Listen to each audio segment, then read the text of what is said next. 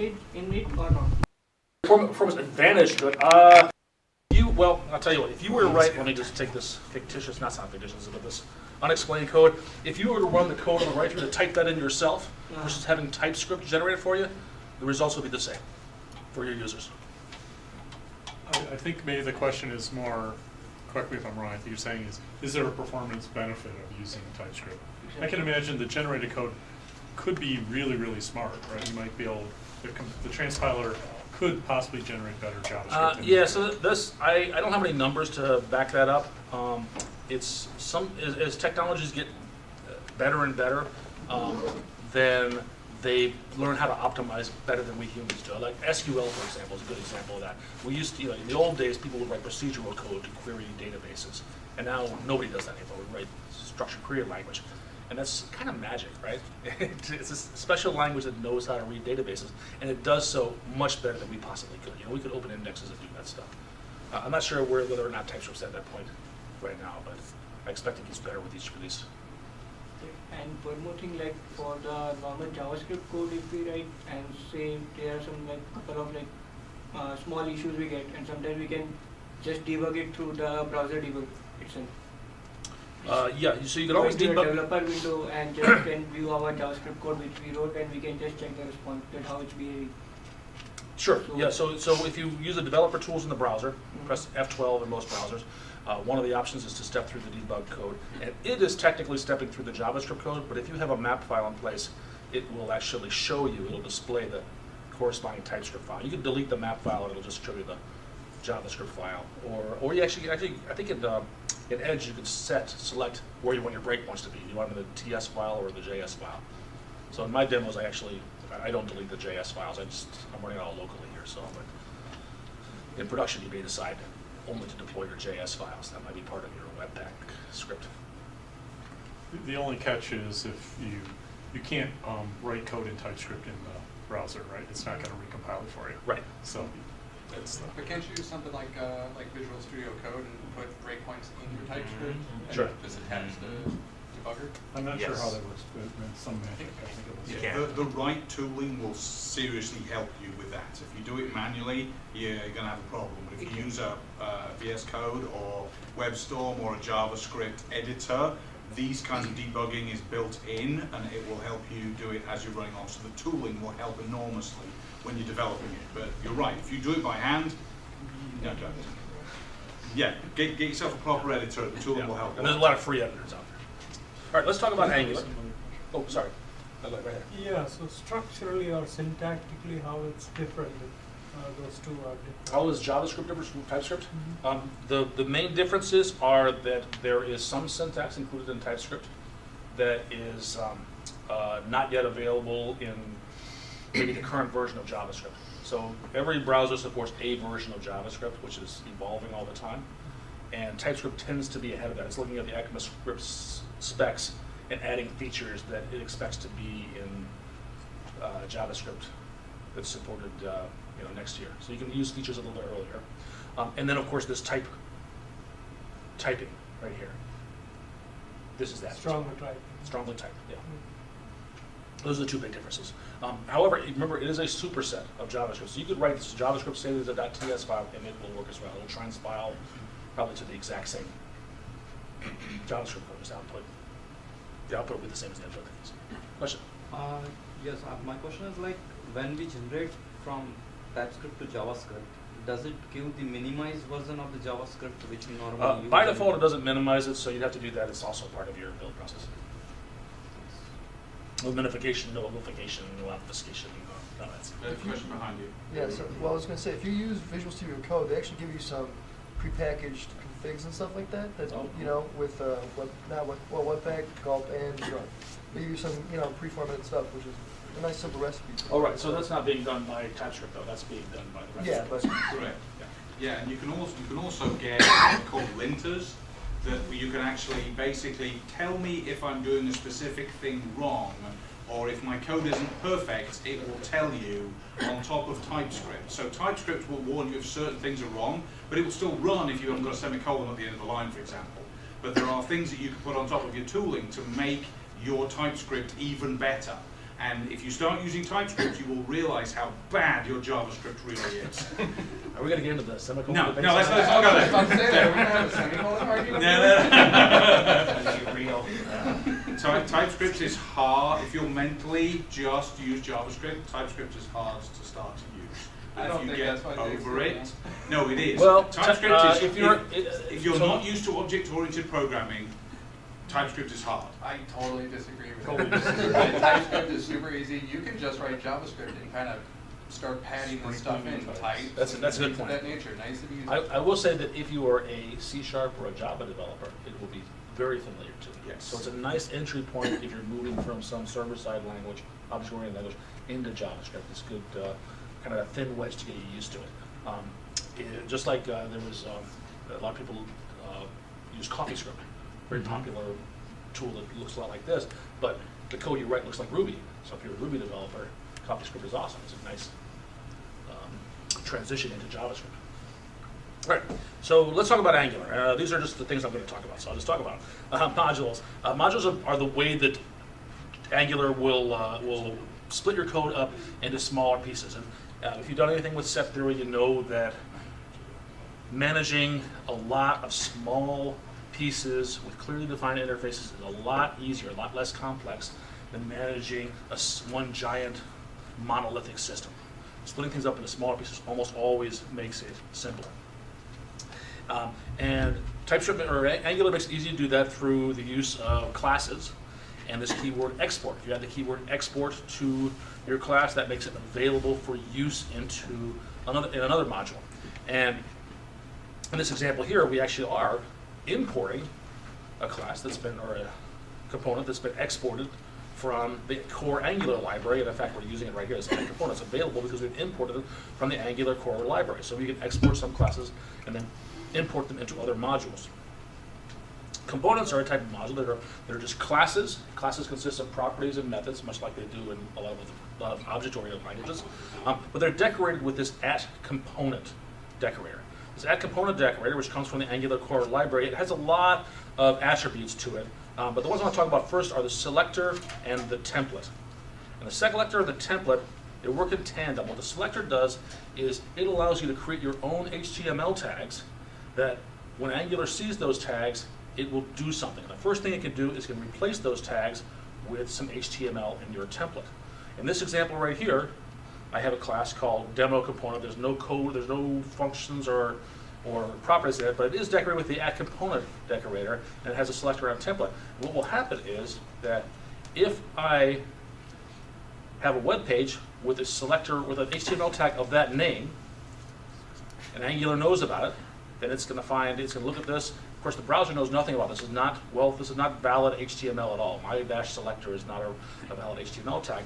But if Angular knows about this page, it'll search for a component with that matching selector. And there's one right here. And it'll replace that with a template, in this case, hello world, with an H1 tag. So what you'll see in the browser is first the word loading, because that's what's in here initially. And as soon as Angular kicks in, it'll be replaced with hello world, but in large H1 format. So in my examples, I'm always using this purple pink for JavaScript and yellow for HTML and white for my output. I use that consistently. So, all right. So this example here, we just have a real simple thing. I put my template in quotes. I've hard coded everything. I use single quotes right here for that. If I want to have something longer, it probably makes sense to put it on multiple lines. And multiple lines are supported in this template, but instead of using single quotes, you have to use this back tick thing on your keyboard. You probably have to search for it because nobody ever uses it. On my keyboard, it's in the top left corner here. It looks like a single quote that's tilted a little bit. And that just tells it there are line breaks in my template. And if it gets even longer than that, then I may want to take that out of the template and put it into a separate file. And if I do that, then I won't use the template attribute. Instead, I'll use the template URL attribute. And instead of putting the actual HTML in here, I will point to an HTML page or an external file. So this one right here and this one here, these are functionally identical. It's just that one uses the template attribute, and the template is inline. This one uses the template URL attribute and points to a separate file. When does it grab it? As soon as Angular comes in, there's a whole lifecycle process where Angular is manipulating the shadow DOM and updating the worked on for periodically. There's some internal magic that's going on there. Do they have like LifeCycle methods you can hook into? There are LifeCycle measures. There's a couple of them. There's an on-init and an on-destroy, I think, and You can on-update, also, things like that. I've done it in the build process, you can just require the file right there. You can do template. Oh, like dynamic require. And then in your build process, it'll just stick it there for you, so it Oh. doesn't have, so you can pre-compile all that stuff. Oh, okay. Cool. Let's talk about data bindings. This is one of the things that Angular will do for you. Is Angular works? It's in a model view controller model architecture. The model, of course, is the stateful data in your application. So if you've got some data in memory that is maintaining state for the client, then you can bind elements on your page to automatically update whenever that data changes. There's a couple of ways you can do that. You can do one-way data binding or two-way data binding. One-way data binding means that whenever the data in the model changes, elements on the screen that are bound to that data will be updated automatically.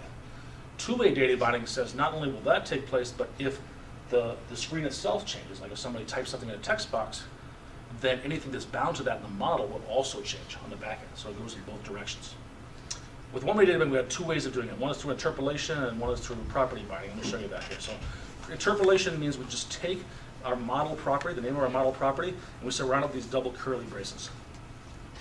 And we add that, and that will output whatever the value of that model property is. So for example, here I have a class that actually has some properties on it. This class has an ID, a customer first name, and a customer last name. And in our template,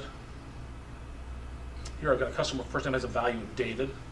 In our template, we can add the customer first name surrounded by curly braces, and what will happen here is that when this runs, we'll get hello followed by whatever the current value of customer first name is. And if customer first name changes, then this value will change automatically without us having to write any code for that. And it can be, doesn't have to be simple data types like strings and numbers. It can be more complex. In this example, I've got an object or a class called customer, and the customer class has a first name and a last name property. And in my component, instead of having a string, I've actually got a property that is of type customer. And I've assigned the first name David and last name of Giard to that customer property. So that when I bind to this, I say hello, curly brace, customer dot first name. I use the property of that object. And in this example here, let me see. Oh, in this example here, what I've got is customer dot first name twice, once inside of H1, and then once inside of a div here. This is all read-only. This is all one-way data binding. Later on, I'm going to show you what happens when the user actually changes this. I'll come back to that in a second. The other way of doing one-way data binding is through these square brackets. And with the square brackets, you don't put them around the name of the property in the model. You put the name around an attribute in your HTML.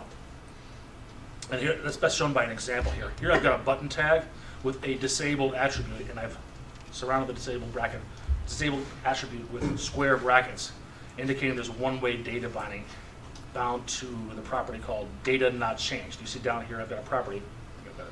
Animation there, disabled, and I've got a property called data not changed in my class. So right now, initially that's set to true, and therefore when I output this button will be disabled because disabled equals true.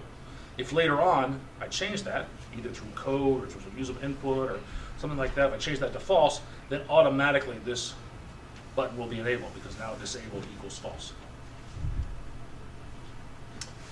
And with two-way data binding, this is when not only do I get the advantages of one-way data binding, or whenever the model changes, the view will change as well. But if anything changes in the view, it'll automatically update the model, which of course would update anything that's bound to that model. So you can have changes on one part of the page reflected automatically on other parts of the page. The way that's done is it's similar to the one-way data binding with the square brackets, except instead of just a square brackets, you use parentheses inside of a square bracket. So there's a special Angular attribute called ngModel, and we can apply that right here, ngModel. So here I've got the same page I had, the same template I had before, but instead of just using a div, I've got an input, which is a text box. So we see that down here. There's two text boxes, David and Giard are the values inside of here because that's what they're bound to. And this is now using two-way data binding, whereas this part here David, is using one-way data binding. And what will happen if the user starts typing in the first name field, then that will automatically update the model, and because this H1 tag above is bound to the model, it'll automatically refresh. This is all done without writing any code at all. This is a big advantage of Angular and a lot of other frameworks. Is it just a typo that you didn't close that input? Uh-oh, do I have a typo? The input's not closed. Which one? You don't mind. Input element? Input It's a typo. element. Okay, that's just, never. Yeah, It they're both doesn't have not a closed. closing Oh, man. What about this guy? Oh, yeah. Oh. Jeez, Not critical. Adam was just using that as an excuse to look No, that's cool. no, maybe it was something special with Angular.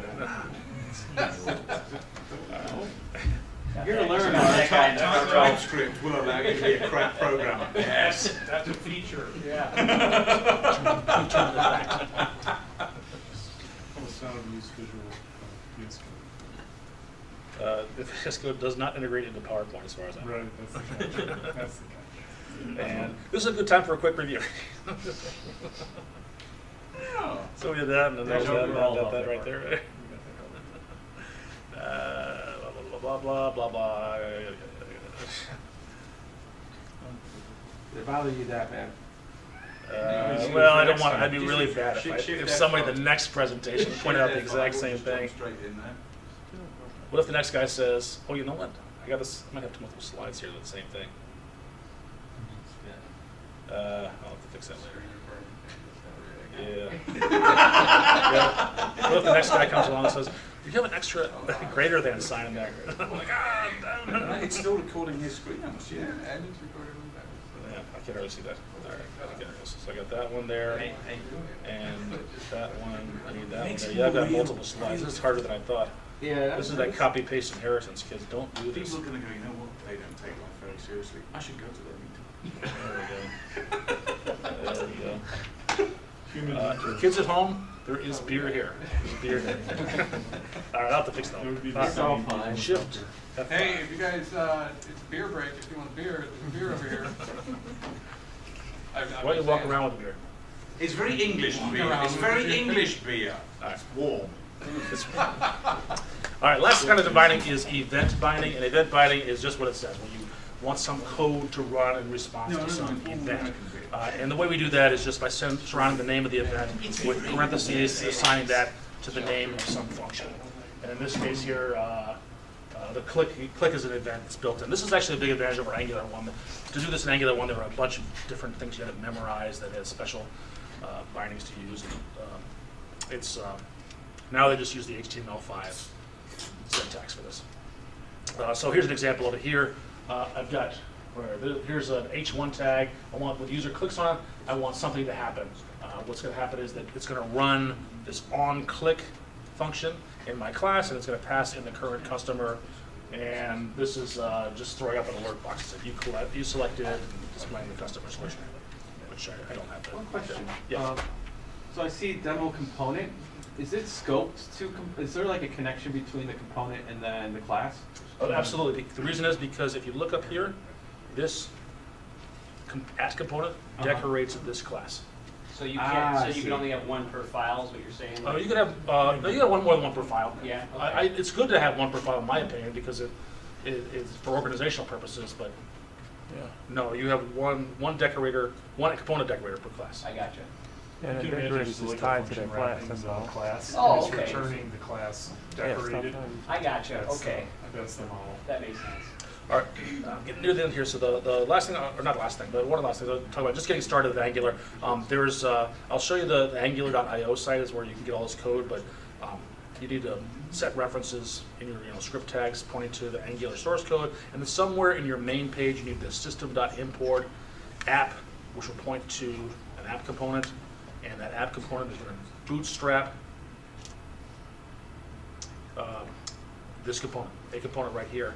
And right here, this will be the first thing that's going to happen. So in the code that we showed earlier, this app component was just going to load some template to in my page. So this code right here could be the same code as this script tag right here. Same file, rather. It's a script I'll talk a little bit about directives. Directives are a lot easier than in Angular 2 than in Angular 1 because there are so many fewer. There used to be dozens of them. There's just a few now. Really important ones are ng-for and ng-if. You can create your own. There's a framework, create your own. I'm not going to cover that tonight. But what directives allow you to do is to add programming-like behavior to your HTML elements. So you do things like conditional logic and looping and switch statements and so on. So ng-for is a really useful one. What it does is it gives looping to your HTML. And then what I mean by that is that in this example, I have an array of 4 customers, each one with an ID, a first name and a last name. And maybe I want to output all 4 of those customers, but in the real world, you probably wouldn't hard code them. You'd probably be calling some web service to get them. You might not know at design time whether you have 2 customers or 100 customers. Or maybe you're allowing users to add customers on the fly, and you want to always have a list of all those customers. Well, you can do that with this ng-for attribute. So here I've got a div, and I've added these ng-for equals of customers, and what that will do is it will loop through this entire array of customers and output, in this case, last name, comma, first name for every customer. So here we've got Satya, Bill, Steve, and me. Of course, because it's my presentation, okay?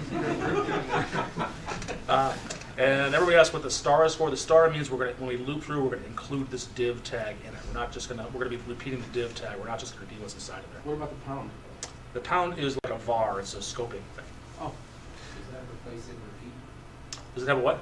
Does that replace it and repeat? It is. Yeah. Is it replacing and repeating? I'm not sure. I No, understand. ng repeat. Angular 1. Oh yeah, probably. I don't know. I don't know if somebody's nodding their head though, so I'm going to say it's yes. Yes, it is. Could you go back for a second? I have a question for you about the, this is more of a TypeScript question actually. Yeah.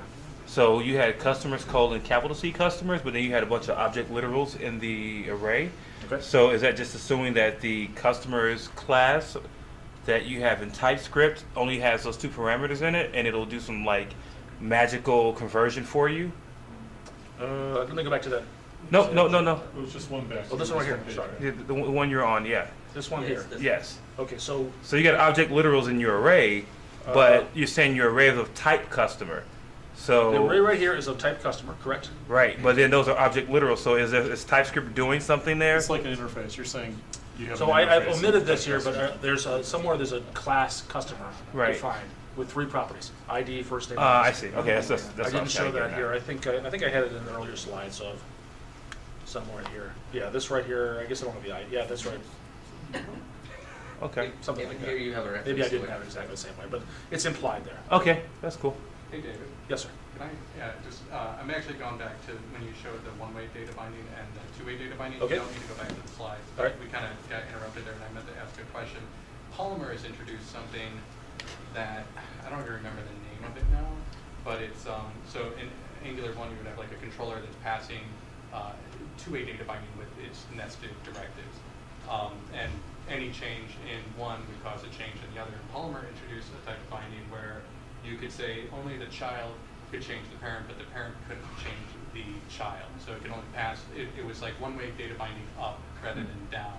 And I'm just curious because Polymer is also a Google project, if Angular 2 or 4 now has anything like that, or that you might be aware of. No, okay, just curious. The other one I want to talk about, the other directive is ng-if. This is a really popular one. This is conditional logic that allows you to add or remove elements from the DOM. So actually, if you surround something with an ng-if, with an HTML tag with the ng-if attribute, you can not only remove it visually from the page, but you can actually completely remove it from the DOM, which is really powerful sometimes. The way it works is that you set ng-if to some condition. And the condition, it's not quite a true or false condition, it's a truthy or falsy condition, which is really a hard concept in JavaScript because most languages don't have this. But I might get, somebody correct me if I get this wrong. If it's falsy, if it's either false or 0 or null or not a number, and everything else. Or undefined. Or undefined. And everything else is truthy, right? Empty array. Empty array, okay. So that's why it's complex. But that's the idea, is that if you have something that's falsy, then it will remove it. It's not just false. It's, if an object doesn't exist, for example, hasn't yet been defined, then it'll remove that element and anything inside of that element from the div. So here's an example of it here. I've got a div with ngF equals true, You were supposed to change that Guy in before we front row. start. and then ngF equals false. So I prefer the right side. That's all. So this part, because ngF is true, it'll show that my name in here.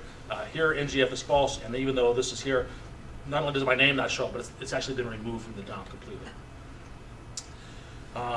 And what do I have here? This is, this you can do this through code as well. So here I've got you click this button, this is a button called toggle, and when it's clicked, it runs clicked, and this changes this dot show to not this dot show. So it'll toggle this Boolean property show from true to false and false to true and back again. So this right here would be every time you click it, it toggles the visibility of this div below it. ngF equals show is going to be either true or false.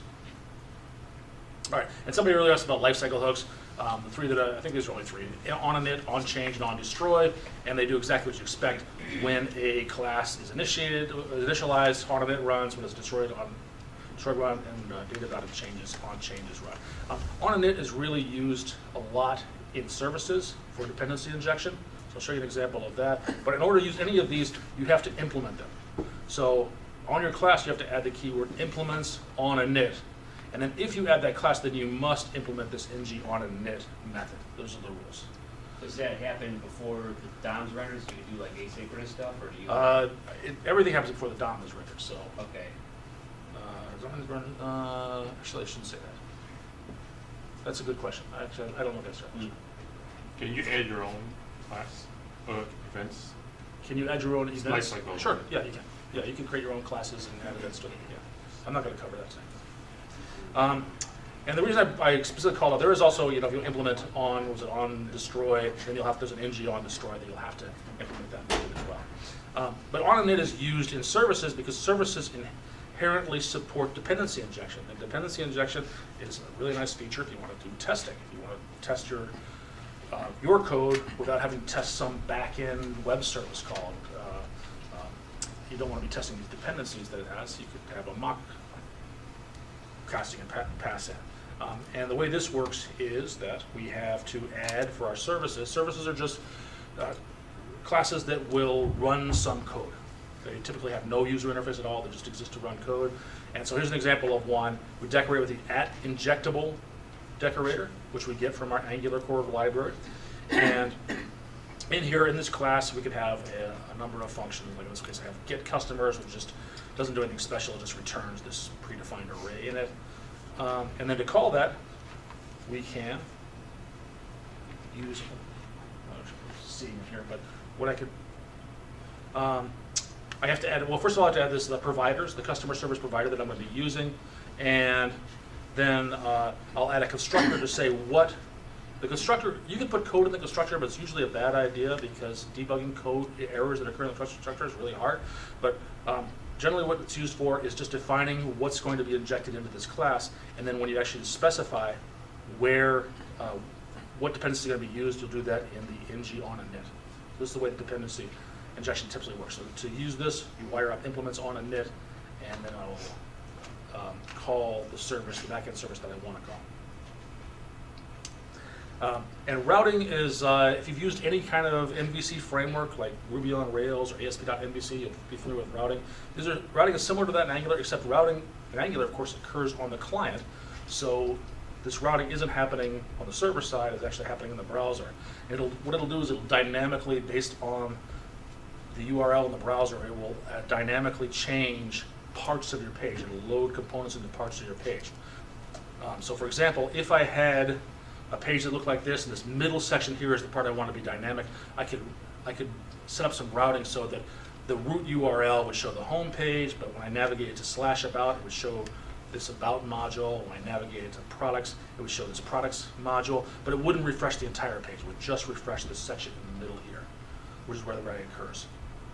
In order to do this, I need to add a routes table, and that routes table will have a path and a component to load. And this path and component are mapped to parts of the URL.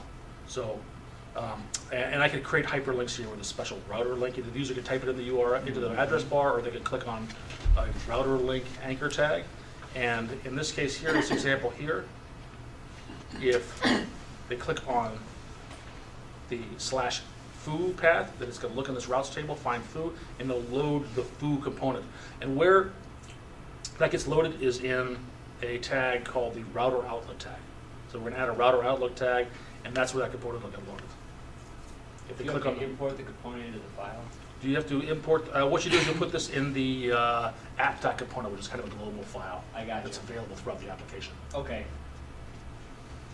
So everything has a parent component. Like there's always a root component.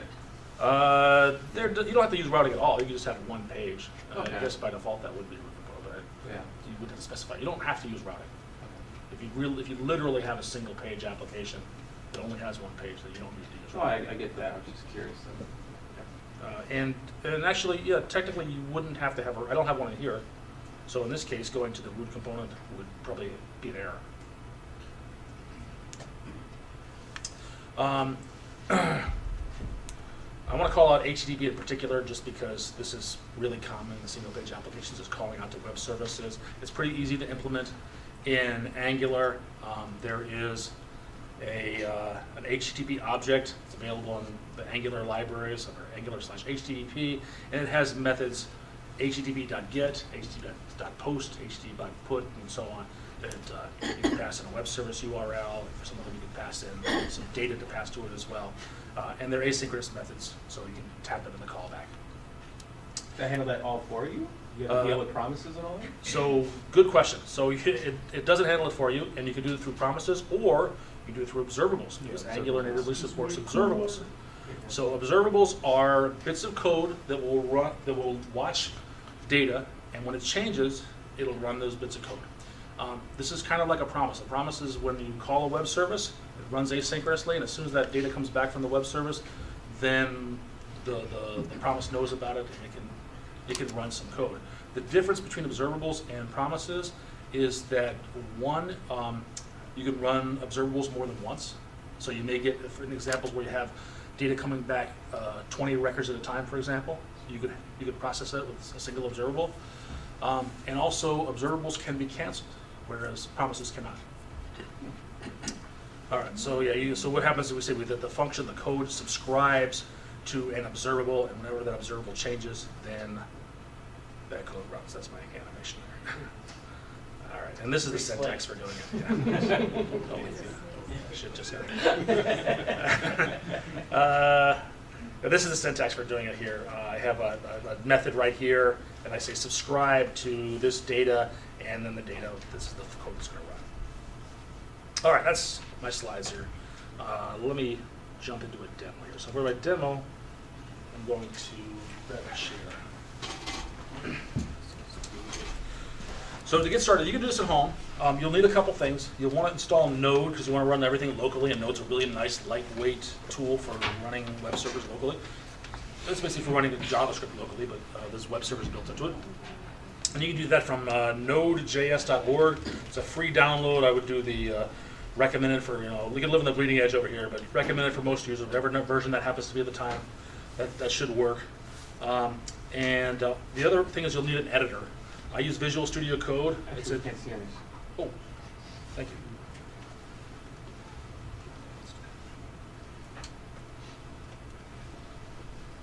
Do you run a full development environment on that Surface Pro? Do I run several development environments? I have Visual Studio on here.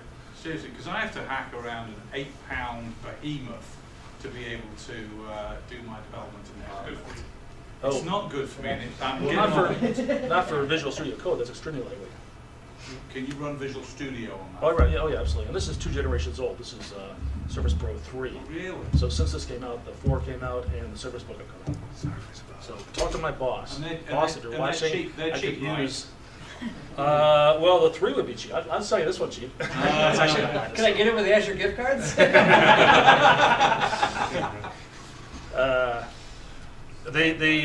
There's different configurations. I think the Surface Book runs from 800 to about 1800. I think, is that right? Does anybody want one? Yeah, Something that's like about that, right. depending on how much memory you get in them. And Surface Pro 4 is probably a little under that. Cheaper than a MacBook. Say that. Yes, I don't have one of those. All right, let's. But honestly, for Visual Studio Code, it's very lightweight, and I used to do a lot of workshops where step one was, okay, everybody download Visual Studio, and step two was we'd have lunch. You know, we would get started developing. We would send out emails and say, please download before you get there, but people wouldn't. Visual Studio Code downloads and installs in 5 minutes. It's fast downloads and fast installs, and very lightweight. It doesn't have all the bells and whistles of Visual Studio, of course, but for this, what we're doing here, it's really nice. But you don't have to use Visual Studio Code. You can use Atom or Sublime. There's a lot of good editors out there. So you'll want to download an editor, download Node, and then go right here to angular.io. I'm going to just click on Get Started here. A lot of documentation here. This gets better and better all the time.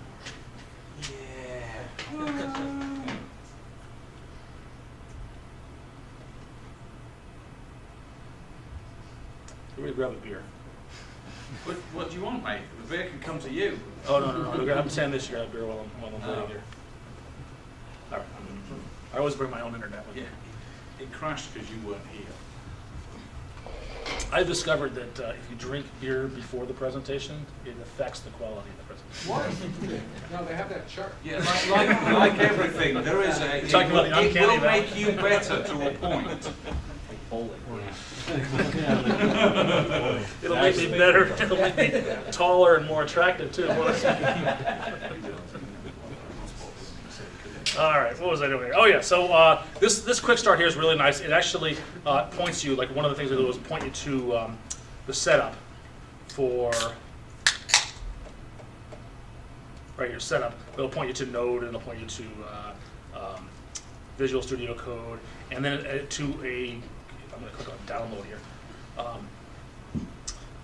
some starting code.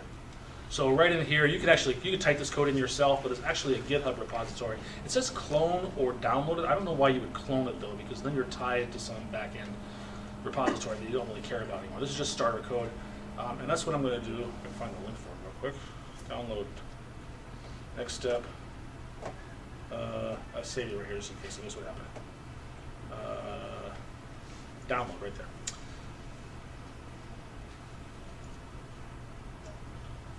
I think because I went offline, I gotta refresh this. Download the quick start seed. I'm gonna do that. There it is. Save it. It's a zip file. Open it, and I'm gonna extract it to C:\\test /Angular /ANG. I'll call it 0216. How about that? All right, right there. And then if I bet, how many new people? Oh, if you go up here, you type CMD, opens a command prompt in that folder. How many people do that? I just recently learned that, so it's. All right, so what I want to do is I'm going to start with. Name that folder 02 2016. What's that? Yeah, Oh, did I? No, today's date is the 16th. What's that? It's February 16th. I thought I heard it say. It's like 105 all over again or whatever. Yeah. 105. Yeah. This is my version control system. For demos, I do this all the time. I put dates on because I have this test folder here, and I routinely go through and delete old stuff. And sometimes it's hard to tell from the folder date how old the code is. So I give myself a clue in here. And I won't, if I'm keeping things for more than a year, then I shouldn't be in this test folder. Let's see. So what was I going to? Oh yeah. So if I do actually code dot, then that will open up Visual Studio Code and open up in this folder right here. You can see some of the stuff that came down from here's the source code right here. Then you get a little bit of stuff in here like a main.ts. But actually, I'm going to type in npm install. That's the Node Package Manager. And what it's going to do is it's going to look. Make sure it goes. Oh. There it goes. Now Now it takes like a minute or two to actually run all that. So while that's going on, I want to bring it to show you a couple things in here. Here's my start page. It's an index right here. There's system.import.main.js and some error handling after that. So the main.js, actually there's main. So main.js actually is the JavaScript file, but really I have this TypeScript file right here. It's going to get transpiled into JavaScript, and it's going to point to this app module, and the app module. Is that better? Oh, you know what? I'm gonna. This is probably. I say tell me control about the plus font it. size. Please control plus it. Yeah. Yeah. There you go. Is that good? Oh, mucho más mejor. There you go. In the back? Old man at the back. Good. Okay. All right. The oldest guy in the room is actually near the front. All right. So in here, I'm gonna put the app module, and I've got my app. Let me see. And there's my app.module right there. I've got the app module here. I'm going to tell it what components I'm going to run. One of which is this app component, and that app component is right here. And here I show this on a slide where I have app component, or this is something very similar to it. I've got a class. It's got one property called name with the value of Angular, and it's been decorated by this at component, which I get from Angular core library. It's squiggly line says that it can't find the Angular core library yet, and the reason is because it's bringing it down. This whole process here is bringing all that down. But that allows me to use this at component. It has a selector, it has a template, so it's going to look for a tag called myapp and replace it with h1, hello, and then whatever the value of name is. In this case, it's Angular, and it'll wrap it up in an h1 tag. And then, of course, this goes back to my HT. Hang on, let's kick it all off because down here, there's my app right here. First, you'll see loading component here, but it'll then get replaced with hello Angular. What should happen? All right, this thing is still running. David, would you like an Ethernet connection? Is it? I don't think that's why it's slow. Oh, so I could have you a cable if you want. Oh. Yeah, I just have to look at it, I guess. So we did a bunch of stuff. And you can see that it actually told me what I was doing. All these files were created. A lot of them came from the Node. I'm sorry, the Angular core modules, some supporting modules. And the reason it knew to did that is that I have a system.config. No, that's not it. Where is my?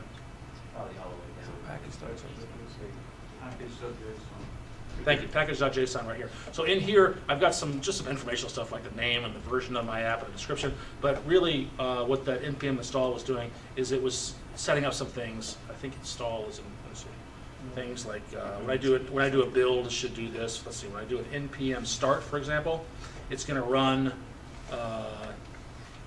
npm run serve. They just changed this recently, actually, because it's going to do a build.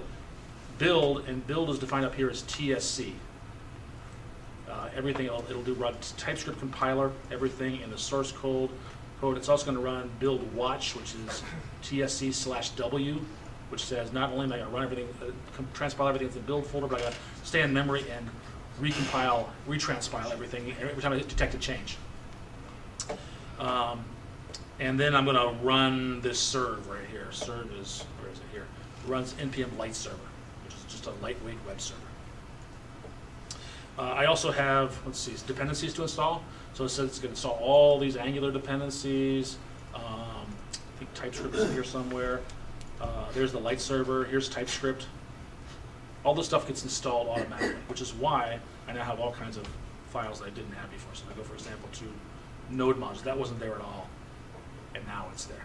It also transpiled. Let's see, one of this stuff. Yeah, right here.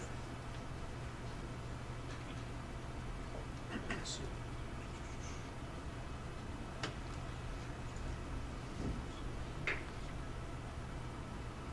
Refresh that.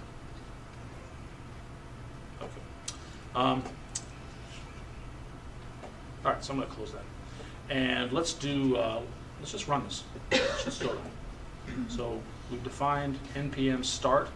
This is going to run light server, npm. Oh, npm start also going to do the transpiling. That's what does that.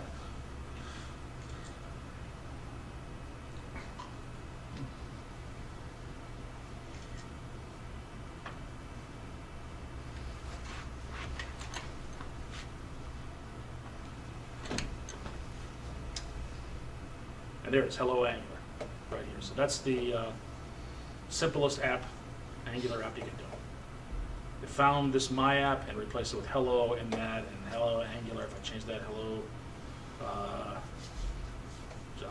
was it? Northwest JavaScript, and save it. Control S to save. I don't even have to refresh my web page. It just automatically does that. So that's Did I see that right? Is it using browser sync? Yeah. Nice. it's magic. You also see that once I did npm start, it ran a TSC. So here's my app component. Here's my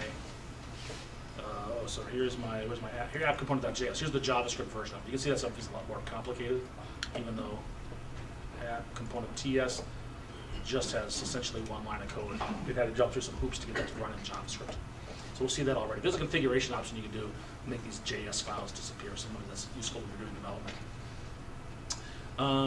All right, let's go through and do some more stuff. Let's go. In fact, I'm going to follow this right here.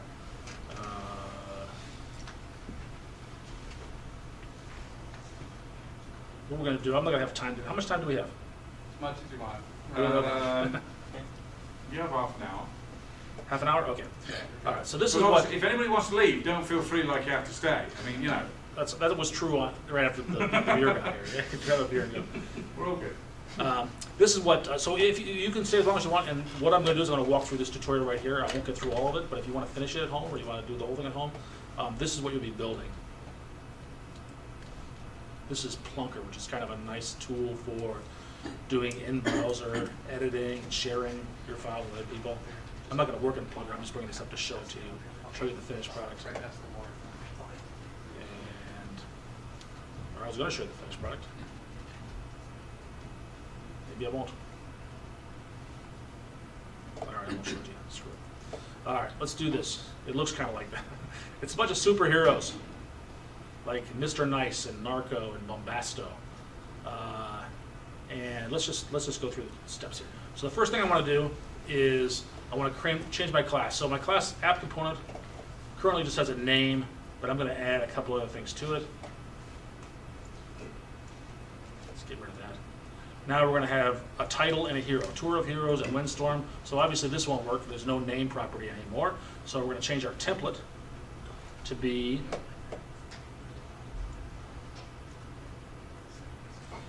H1 title and then H2 hero details. So I should say Tour of Heroes and H1 and Windstorm details. Let me save that and go back over to here and let auto refresh, and that worked.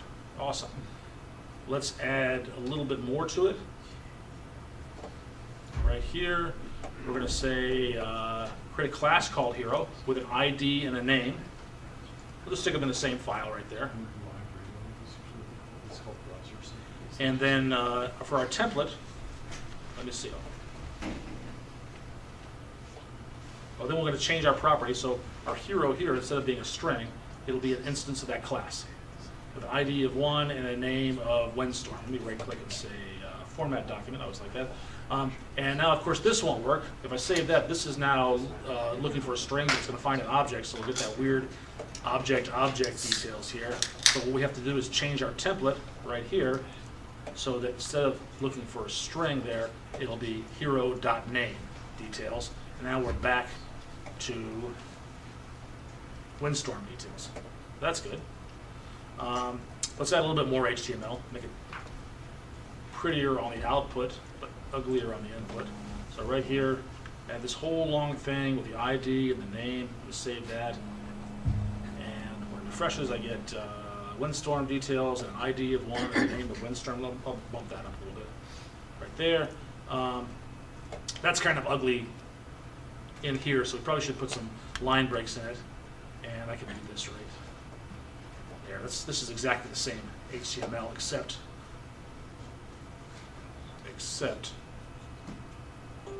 there are line breaks, and we have this little backtick right there. So that shouldn't change anything at all. But let's edit it. So we're going to replace, we had a div right here, we're going to replace that with an input right here. So let's change our template here so that if the user wants to change the hero's name, they can. Now we've got an input text box here. The problem with this is, if I change this, it doesn't change this, because these are both using one-way data binding. So these reflect whatever's in the model, refresh it, I'll see what's in the model, but changing this doesn't it's not two-way, it's not gonna go back and change the model. The view doesn't change the model. I wanna make this, instead of being one-way data binding, I want it to be two-way data binding. And so I can do that with this bit of code right here. Actually, I need to import in my module, I need to add the forms module to support that. So I need to go into my app module TS right here, app module TS right here, and oops, like that, and add this forms module. And then I need to add two-way data binding, and that's what this is. The square bracket parentheses instead of just the double curly braces around hero.name. So let's see, this is that. I'm going to replace that with, some people call that a banana in a box, the square bracket parentheses. Save that. Now I've got two-way data binding on here. So now this looks the same, but because this is two-way, it's updating the model. And because this is one-way, it's reflecting that changes back down to the view. So you can't do that with the form unless you import that form? Yeah, so in order to turn on this, I need to add forms module to my app module. I had that in a slide there, and I didn't call it out. I should have. No, it just feels like a step backwards a little bit because in Angular, the original version of Angular, you can just do it. Well, in the original version of Angular, they just never bothered to tell you that when you laid down an input, it was being replaced with that ng input directive. They just never said that, but it was happening. Anytime you put an input in a form in Angular, you were doing it with a special directive. You just wrote input type equals text. It was a directive. They've never bothered to make you do it. So here you have the option of turning it on or not. So it's a bit more configuration. Yeah, so I think of this stuff as just some magic stuff that you have to know. You know, oh, it's not working. Oh, I didn't read the documentation. I have to go into this other file and add this stuff to it. This is a one-time. It's a one-time only thing. The whole app will now have. And that's kind of the bad news of it. I mean, the good news is only one time, but still, you have to know this. The good news is there's a lot less of that in Angular 2. Angular 1 had lots of directives. You had to remember the names of it. They had nothing to do with HTML. There was special magic codes. And there's a lot less of that now. So wasn't Angular 1 always two-way data binding? No. Or did I make that up? It wasn't first, and then they added it. Have a syntax for one-way data binding. In 1.5. But I think it's like a colon or double Two colon. Double colon? Yep. Yeah. On your, have you changed it automatically transform? Say again? Like on the editor you are changing in TS file, right? TypeScript file. But on the browser it's a Which was I JavaScript. changing? I was changing Yeah, it's a this TS file right here. Right. So on your every change it automatically transpiles, or do we need to configure our environment accordingly? It'll automatically change it. The reason it automatically changes it is because when I ran npm start, it read through, I guess I closed it, my configuration, my package JSON. So npm start says run build/watch, and build/watch says run tsc/w. tsc/w. tsc says transpile, or TypeScript compiler. tsc/w says keep, every time you detect a change, immediately transpile the file that changed. Because in case if we have a very huge project, so I think we might need to disable it, where it will take a lot of time It's to possible, transpile the but code. I think this is it's only going to transpile the one file that's changed at a time. Okay, it transfers only the It's change. just kind of in. I think it uses streams. It's not, like, it would have to be a really, really big project for you to be waiting. Because otherwise, if you go to transpile it every time you update it, it would take twice as long. Because you got to wait a couple seconds for it to go through. Yeah, more than twice as long. But Yeah. All right, let's see. Okay, so I'm actually on lesson 2 now. What we're going to do is we're going to do an array of heroes here. So in this case, we're just hard code this array in our component. I should close that JS file. I don't want that anymore. It's just confusing me. I'm going to close that, and I'm going to go into my component. So my component here, or in the same file as my component, I'm going to add this constant called heroes. It's of type hero, because I've defined hero up here. Everyone has an ID and a name, and I say there's 10 of them. ID goes from 11 to 20, and they're Mr. Nice, Narco, Bambasto, Celeratus, etc. And then I want to render those in my view here. And a good way to render a list of things is with the UL tag. So that doesn't have to live in the class that you're referencing it for the template? This is it could live, it could be a property of that, but what I've done is I have a constant called heroes, and what I'm going to do is I'm going to create a heroes of type hero like that, and set that equal to heroes like that. But because I always screw myself up, I'll just do that. Oh, actually, yeah. So this right here, there's a lot of stuff that's simple. There's a lot of stuff that's sort of implied, so I don't really need to declare it. I could just do that, and it's implied that this is, it knows it's of type heroes. So I can be as explicit as I want to. All right, so I do that, and then I want to change my template. And what I'm going to do is here's an unordered list. I haven't got any data in it yet, but I'll copy that, and I'll stick that up in my template here. So right below the title, how about? Right there. So now I've got my heroes, and then UL, and then LI, and I want this LI is to repeat for every one, for all 10 of these rows. So we have a tool for doing that, the directive ng4. So let's add that to it. Right here, this thing. ng4, right here, like that. And then whatever I put in here is going to be repeated 10 times because there are 10 heroes. And what I'm going to do is do some data binding inside of there. This right here. Right there. So I've got hero.id and hero.name. It's one-way data binding. I've got some styling around here with some CSS classes, but essentially that should list them all out. I saved it. It should automatically do that. And there they are. It's a nice li tag. Styling is not really applied because I haven't put the CSS classes in here yet. Here's the style right here. So I showed you that there was a template. There's also a styles attribute for the component. So I'm going to add that.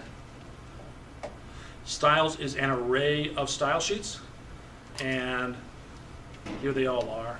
This is probably not the best way to do it. You probably want to have, there's also one called style URLs that would point to a separate file, but the way it is here is just in line like this. And those styles are scoped to just that component? They are available to this component, right? Yeah. So they're not outside of it? Correct. So if I come in here, I have, what do we do here? This is it was up here. There's a badge, and that's what you're getting, the badge, which is in here somewhere. There it is right here. Heroes.badge. It just puts some stuff. Oh, it showed you.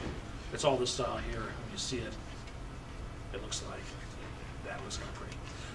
Now, it's still not perfect. Notice that we've hard-coded windstorm details here. It'd be nice if, what if I clicked on these things and it changed what was down here? Of course, to do that, we'd have to bind to the click event. And we know how to do that. We put parentheses around the click attribute. So let's do that. Close these up. Right here is, there it is. Click equals on select hero.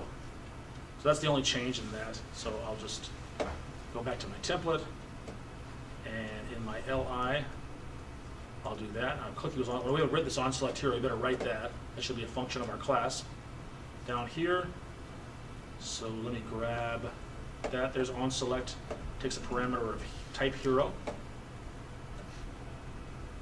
Right there. Format that. And what it does, it takes in a parameter of type hero, and then it sets this dot selected hero. That's a property. Right now we have hero. We want to change that. Let's get rid of this and replace that with selected hero of type hero. Hero. Like that. All right. That's pretty good. In fact, that's what I did. Yeah, right here. This thing. All right. So that's almost right, except, oh, I changed it. I renamed this. Used to say hero, not selected hero, so I've got to go up here. And anything here that used hero.name becomes selected hero.name. So let's do that. Selected hero. Let's try. Hero. Change hero to selected hero. Only whole words, right? Casing. We don't want to do these ones here because this is inside of a loop. We don't want to change those. These ones down here we want to change. So this one right here, You can select a region. replace that one, replace that one, and that's it. I think that's it. This dot selected hero equals this hero right here. All right. I think that's right. Yeah. Hopefully. There's still an error right here though, and I'm going to show it to you. Save it. Right here. So none of them are showing up. It's hard to figure out why that is. I go into the developer tools, press F12, bring up the console, and then refresh it. It might give me a clue. And it does. There's an error occurring here. And it says, unable to get property name of undefined or null reference. That's a clue. We'll come in here and we'll look for a property called name. The hero has a property name. It's probably coming from that. So let's go up to our template. And this is the problem right here. Selected hero dot name. What's the value of selected hero right now? Undefined. Undefined. The error, that's what the error message says. And the reason it's undefined is right here. We declared it, but we didn't initialize it. So we've got a couple of options. One, we could initialize it here. Maybe just grab the very first one in the array and set it to that. That's one solution. Or what maybe we could just remove it. ngIf. Good man. So let's just remove it from here by surrounding this whole section right here with a div star ngIf equals selected hero. Because if it's null or undefined, then that's falsy.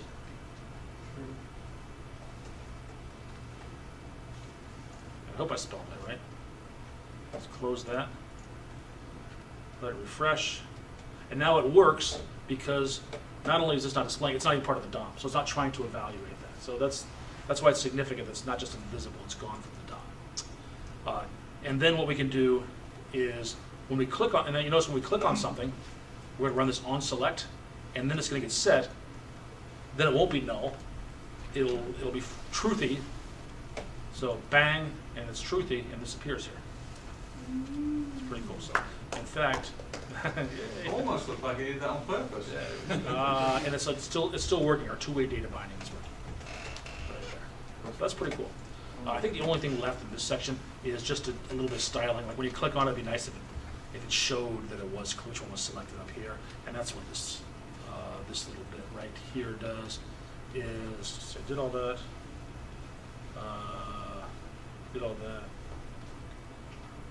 did somewhere here it is. Oh, I apply a class, so I just add this class dot selected equals. If this is true, if hero equals selected hero. So stick it inside of my loop here. So if this hero is, right here is the selected hero, then apply class.selected. So what that'll do is, my template, right there is class.selected is, where is it?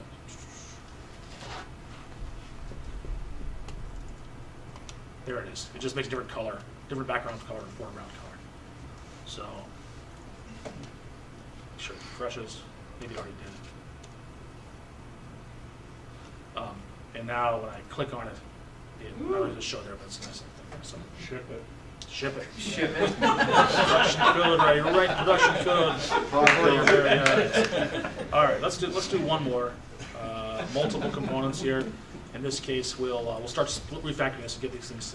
It's kind of silly that we got all this stuff in one file here. We really should have a hero component file for our hero class, and this probably should stay here, and then maybe a hero service for that. And that's what the next part does, some of that stuff. So what I'm going to do is create a hero detail component. Let's do that. So, okay, so that should be enough to just get through this one here. And hero hero-detail.component.ts right here, and I'll stick that in there. This is, the selector is my hero detail. We'll want a template in there. Here's a good template. This should look familiar. Actually, this is the template that we had in our app component class. We're going to remove it from there and put it in here. So this template right here, which means that we don't need it in that part of the template here.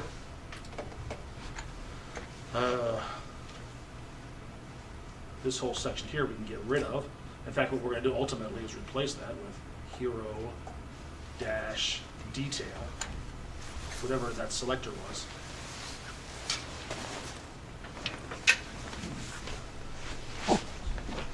Make sure that's right.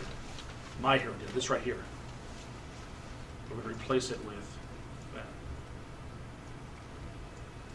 right here. Here and here, there. To get that to work, well, let's just go through this thing here. So, in order for this to work, we've got to pass a parameter to that hero detail. So we're going to add a property to our hero detail called hero. Right here. Property called hero. If this doesn't know about hero, we'll have to import that, which means, oh, we don't have hero as a separate class. Let's do that. So let's create a hero class right there. So in here, we're going to do, where's my app?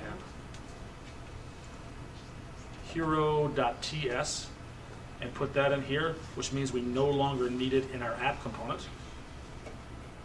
This whole thing here, we're going to pull it out of that right here. We get reg squiggly lines here because now it doesn't know about hero, but hero exists. It's just over here. So we have to import that right there. Import it into the app component. We'll probably also want to import it into our hero details.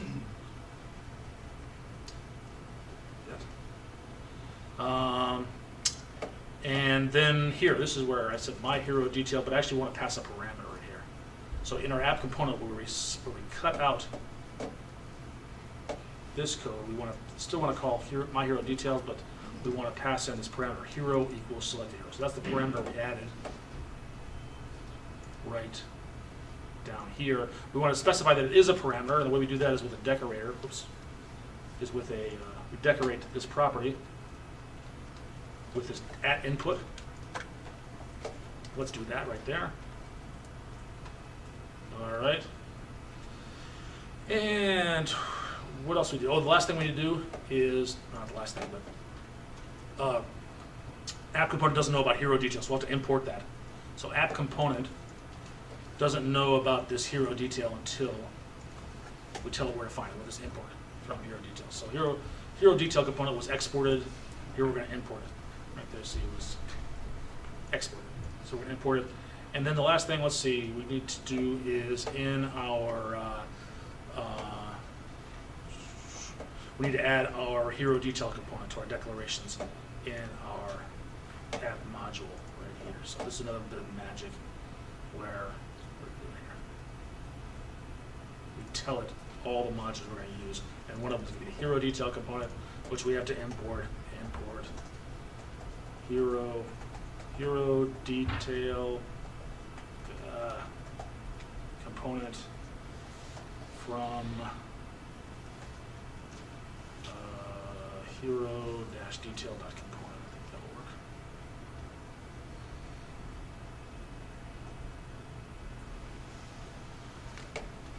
That should be good. That should be good. That looks good. Well, let's try it. Maybe I got a typo here somewhere. File, save all, refresh, and it still works. Click on that. That still works, and that still works. So this is just an example of we're refactoring it, and we're getting these things to be more modular, which is really what we should have done in the first place. But now we've got hero in its own class. Now we've got hero detail components own class, and we can use that. We can pass parameters into it here. We can, like this, like that, we can reuse these components. In the next step, it actually takes this style sheet here and uses it, replaces it with style URLs, and takes this and sticks it into a separate file. So that's a good place to stop, I think. Cool. And let me just show you a couple of links here before the applause gets too loud. Who went?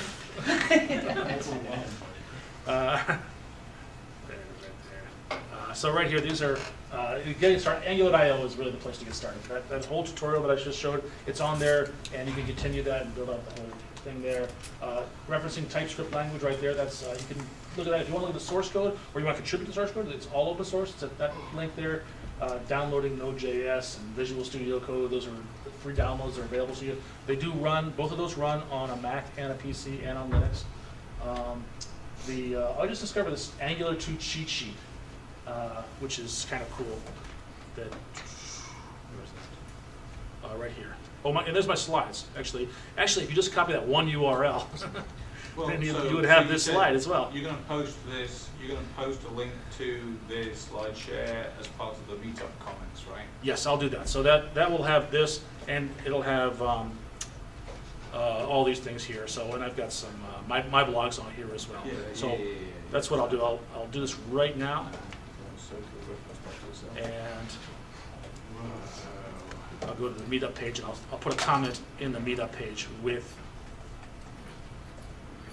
the link to my slides, and just go to the last slide to be able to find all the links.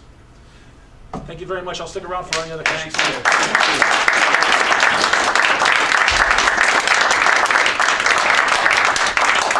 So I am going to play the part of the idiot in the room, and I tend to do that very well. Stealing my role, stealing my job. Have to say, these people come over from other countries and they're stealing my jobs. This is what we're talking about. International idiocy, yes. This looks very cool, David, and yet there's a part of me that says, holy crap, this looks complicated. Can you give me some idea of assume somebody who knows nothing about Angular, nothing about frameworks, but wants to get into this. What kind of level of effort are we talking to be able to become at least semi-proficient in something like this? All right, so that's a good question. That's a two-part question. First of all, it's fair to say there's a level of complexity. You are adding a level of complexity to your project by learning not only JavaScript, but learning Angular. And generally speaking, that will only pay off more as your project gets more complicated. So if you're building a little, tool that's just going to say, here's my survey, put your name and address in, save it. Learning Angular is probably overkill for that. Right. There's a level of complexity that's justified by managing big projects. So that's why it's a fair statement. Okay. Having said that, I haven't been doing. I barely scratched the surface of Angular 1 at all. I haven't really. My background, I was a web developer years ago, and in those days it was all server-side stuff. We'd write some code and we would, response.write HTML.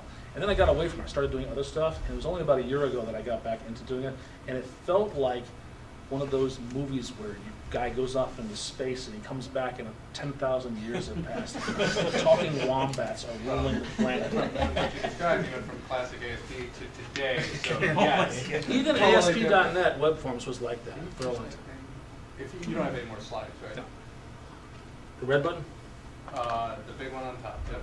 It should turn a little way something. Yes. Perfect.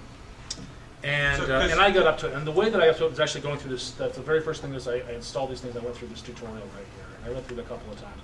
And the first time, it probably took me 2 or 3 hours to go through it, and a little bit of it sunk in, and then I went through it a couple more times, and a lot of it became muscle memory, and I started gathering concepts. And this tutorial evolves all the time. So every time I do it, I always have to check it out before I'm surprised by these change things. In fact, I was looking at it, I went through the whole thing yesterday, and they're still implementing promises and not doing observables yet. So I would expect the next evolution is that this tutorial would implement observables instead of promises.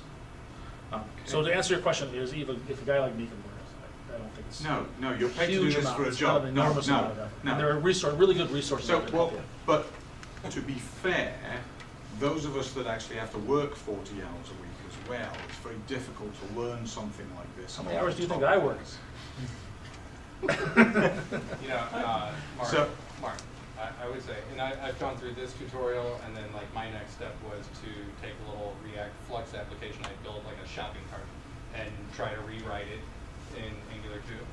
And it's just like anything, like the more you can turn it into something you're actually needing to build, the more you're going to find those little edge cases and weird scenarios where you're going to look it up on Stack Overflow and find those. Yeah, I would agree with that. Usually when I learn technology, applying little some hero map is a example, great starter. even if it's just like, you know, a fan site for your favorite football team or something simpler, a flashcard game, whatever. Pick something simple, something you enjoy doing, and build from that. Okay, thank you. Yeah, I think, my 2 cents on it is the nice thing is all the tooling's there, so you don't at least have to struggle through the tooling aspect. You can just say build, or run, and it just runs it. It's got library load set up. You don't have to struggle your way through the tooling to get it all to work. And I found that to be a hassle with some other frameworks. Yeah, it's the problem with React. Like React is great, all the ideas are amazing.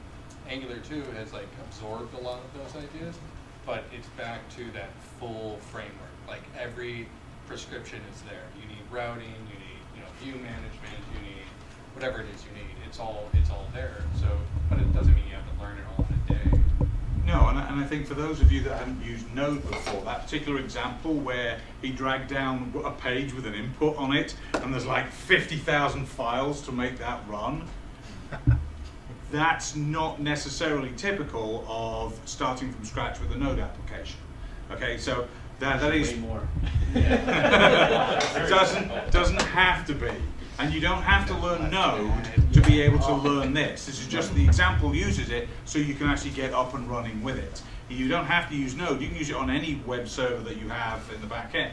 Although whatever Node you is use at work. probably simpler than most web servers. Though. Right, but if we're already using other web servers at work, Right. it's not dependent on that. You could still do the tutorial, base it on your own data, rather than having to install Node and run all the stuff in the back end. I haven't, For the transpiling, I Yeah. mean, all the transpilation. Otherwise, you're gonna have 400 script tags, right? Unless you're going to do it in your IDE, which Yeah. is retarded. You could manually run TSC/W, I guess.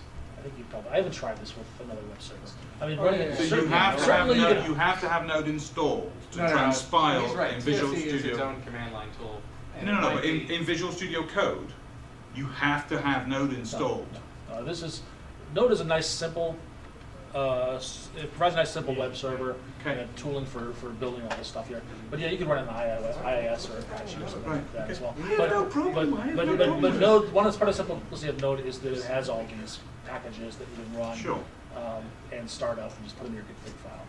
Whereas everything else, most other web servers are just web servers. So you don't do that stuff very well. Yeah. Is there support for validating the HTML I never. and all those variables? Visual Studio Code has some support for that. So you're talking about if I come in here. Because it looks like we're just I basically guess I close my index here. doing a bunch of string substitution. Oh, actually, yeah, the tooling in here is not good. The tooling in this section is really crappy. Can you sync that up there? What we would do is instead of doing templates, you would do template URL. You can't see the screen. You know, it's Control V, it's Google, it's not like it's just a Windows thing, so that's got some trust behind it. Every time I switch to PowerPoint presentation, it turns it off. And this, so this section here is really crappy. But if you did instead switch to template URL and then point it to a file, then that file would be something like I had with this index text here. Then you get much better. And Visual Studio Code is also one of those things that's being updated all the time. Where's my index.html? Oh, the HTML, just put this different values, There it is. So in here, so for example, you could, Yeah, it's not even HTML. in that, if you had H1, so you can see some of that IntelliSense is helping me out. Right. Slash, so Well, there's a lot of good things. This is getting better all the time. syntax highlighting. there, it's just like a giant black text once you put it in. I agree. It would be nice. I'm not sure if that's ever So going to that happen. makes a lot of sense. If Yeah. this stuff right I was like just right thinking now, about- even the format document doesn't format this part of it. Just React to settings. Well, as you were showing all this, I was thinking about the old Razor syntax, where they ask you that, where you just substitute symbols. Yeah. Is it old now? Yeah. Well, you know, it's not like us, right? It's not as old as you. Maybe not, but, okay. Well, React is. That seemed a lot cleaner and more popular, efficient. but this has a really big ecosystem. Whereas this It's been is- around for so long, I don't know. Sorry. Somehow it just seems like we've got HTML and code all mixed together. Oh, Again. you think you should look at React. No, thank you. There's a lot more HTML code mixed together in React. So in here, the tutorial, I would definitely separate these out a lot more. I would put this into its own file. I would put these styles into their own file. That's what I do like about it, is you can say, It's like, nice that they finally got around to just like a putting the hero class in its own file, hero details, or modularize it. I think you got a better separation of concerns. Right. But there really isn't a whole lot, other than those directives, there really isn't a whole lot of mixing in HTML. There's a few pointers there. There was more of like an Angular one. Okay. So, before everybody leaves, I'd like to say thanks again everybody for coming. I'd like everybody to give David a big round of applause. Thank you very much.